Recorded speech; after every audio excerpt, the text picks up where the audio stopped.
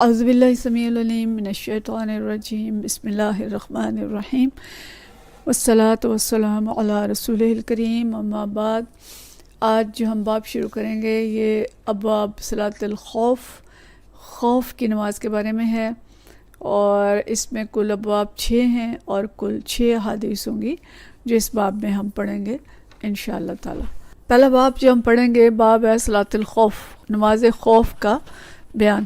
نماز خوف کون سی نماز ہوتی ہے کہ جو جنگ کے وقت یا کسی خوف کے وقت پڑھی جاتی ہے، جب انتہائی خوف طاری ہے، دشمن نے حملہ کر دیا ہے اور جنگ جاری ہے، اس وقت جو نماز پڑھی جائے گی وہ کس طرح کی پڑھی جائے گی۔ یعنی جنگ ابھی ہو نہیں رہی لیکن جنگ کا جو میدان ہے وہ سج چکا ہے، تو اس وقت یہ نماز پڑھی جاتی ہے، تو کس طرح پڑھی جائے گی اس کے تفصیل ہم پڑھیں گے۔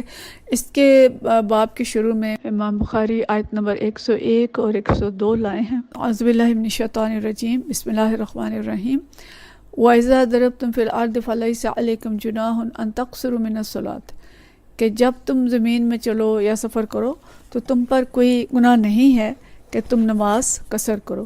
ان خفتم ان یفتنکم الذی کفروا، کہ جب تمہیں اس بات کا اندیشہ ہو کہ کافر تمہیں ستائیں، ان الکافرین کانوا علیکم عدوا مبینا، کیونکہ کافر تمہارے کھلے دشمن ہیں۔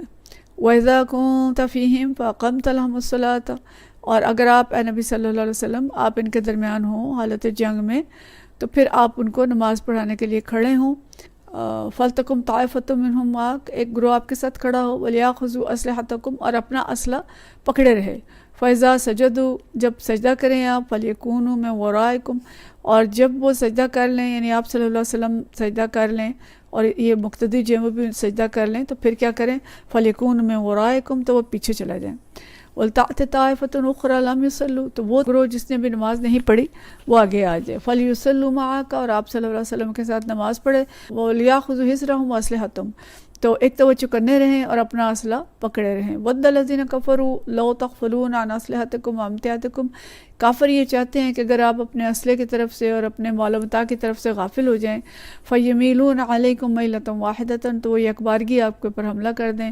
وَلَا جُنَاحَ عَلَيْكُمْ إِن كَانَ بِكُمْ أَذًى مِّن مَطَرٍ أَوْ كُنتُم مَرْضَىٰ، لیکن اگر بارش ہے اور بیمار ہیں تو پھر کوئی حرج نہیں ہے کہ ان تضعوا اسلحتکم، کہ اپنا اسلحہ جو ہے اس کو رکھ دیں۔ وخذوا حذرکم، لیکن چکنے رہیں۔ ان اللہ اعد للکافرین عذابا مہینا، اللہ تعالیٰ نے ان کافروں کے لیے سخت بڑا اور رسوا کن عذاب مہیا کر رکھا ہے۔ تو ان آیات میں اللہ تعالیٰ نے صلاۃ خوف کا طریقہ جو ہے وہ خود بیان کر دیا ہے، اور نماز قصر جیسے سفر میں ہوتی ہے، کہ یہاں پہ یہ فرمایا کہ اگر سفر میں ہے تو اس وقت جب آپ زمین میں چل پھر رہے ہیں اور اس وقت آپ نماز قصر کر سکتے ہیں، اور اسی کے ساتھ ہی جو جنگ کے نماز خوف ہے اس کا بیان بھی آتا ہے۔ اگر حدیث ہے، حدیث نمبر 900، اور یہ حدیث شعیب رضی اللہ تعالیٰ عنہ سے روایت ہے، شعیب رحمۃ اللہ علیہ سے، جو امام زہری سے روایت کرتے ہیں۔ حدثنا ابو الیمان قال اخبرنا شعیب عن الزہری، شعیب جو ہیں وہ امام زہری سے پوچھتے ہیں، قال سألتو، میں نے پوچھا، حل صلی النبی صلی اللہ علیہ وسلم یعنی صلاۃ الخوف، کہ کیا نبی صلی اللہ علیہ وسلم نے صلاۃ الخوف پڑھائی ہے؟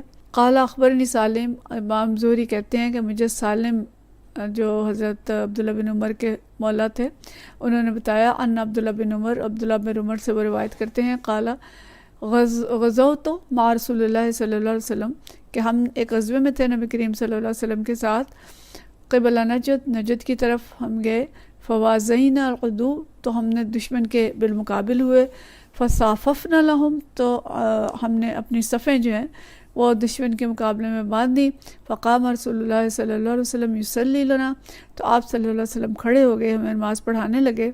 فقامت طائفۃ معہ تصلی، تو ایک گروہ جو تھا وہ نبی صلی اللہ علیہ وسلم کے ساتھ کھڑا ہوا نماز پڑھنے کے لیے۔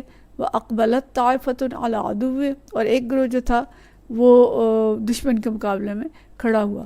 وَرَكَعَ رسول اللہ صلی اللہ علیہ وسلم بمن معاہ وسجد سجدتین، تو آپ صلی اللہ علیہ وسلم نے نماز کی جو رکعت تھی اس میں رکوع کیا اور 2 سجدے کیے، ثم انصرفوا، پھر وہ گروہ چلا گیا، مکان طائفۃ، اپنی جگہ پہ، التی لم تصلی، اس جگہ پہ جہاں پہ ان لوگوں کی جنہوں نے نماز نہیں پڑھی تھی۔ فجاءوا فرکع رسول اللہ صلی اللہ علیہ وسلم بہم رکعۃ وسجد سجدتین، تو پھر وہ جو دوسرا گروہ تھا وہ آ گیا اور اس نے نبی صلی اللہ علیہ وسلم کے ساتھ نماز پڑھی اور 2 سجدے کیے. ثم سلم، پھر سلام پھیرا آپ صلی اللہ علیہ وسلم نے، تو ان لوگوں نے بھی اسلام پھیرا. ثم قام كل واحد منهم، پھر ان میں سے سب لوگ جو تھے وہ کھڑے ہو گئے. فرقع لنفسه رکعۃ وسجد سجدتین، تو اپنے اپنے طور پر انہوں نے ایک ایک رکعت پڑھی اور 2 سجدے کیے اور سلام پھیرا. تو یہ ہمیں پتہ چلتا ہے یہاں پہ صلاۃ خوف کا طریقہ، یہی طریقہ قرآن پاک کے اندر تھا جو ہم نے پیچھے آیات پڑھی ہیں، اور یہی طریقہ جو ہے نبی کریم صلی اللہ علیہ وسلم نے اختیار کیا. عبداللہ بن عمر رضی اللہ تعالیٰ عنہ کی یہ مشہور حدیث ہے، اور اسی صلاۃ الخوف کے طریقے کو امام ابو حنیفہ جو ہیں انہوں نے پسند کیا، اور جواز اور بھی طریقوں کا ہے، لیکن سب سے اولا اور بہتر طریقہ یہی ہے. اور یہ طریقہ کیا ہے کہ ابھی جنگ چھڑی نہیں ہے. جب جنگ چھڑ جاتی ہے اور ایک دوسرے کے اندر لوگ خلط انت ہو جاتے ہیں تو اس وقت ظاہر جماعت مشکل ہوتی ہے، اس وقت کے مسائل جو ہیں وہ آگے پڑھیں گے ہم. لیکن یہاں پہ جو ہے ابھی جنگ اس طرح چھڑی نہیں ہے اور لوگ آمنے سامنے نہیں ہیں، ابھی اپنے اپنے میدان میں کھڑے ہیں، لیکن حملے کا خوف ہے وہ موجود ہے کہ کسی وقت بھی دشمن جو ہے وہ حملہ کر سکتا ہے.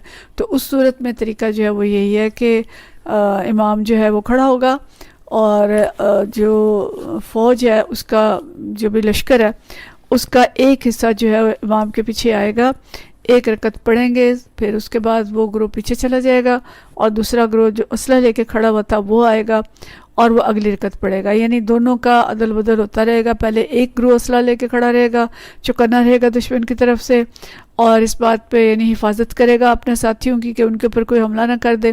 اور جب وہ 1 رکعت پوری کر لیں گے تو وہ پیچھے آ کے ان ساتھیوں کی حفاظت کریں گے، اسلحہ لے کے رکھیں گے، چوکنے رہیں گے، اور دوسرا گروہ جو ہے وہ جا کے امام کے پیچھے نماز ادا کر لے گا. یہ 2 رکعتیں اس طرح سے ہو جائیں گی. پھر جب امام سلام پھیر لے گا تو پھر وہ لوگ اپنے اپنے انفرادی طور پہ جو 1 رکعت رہ گئی تھی اس کو ادا کر لیں گے.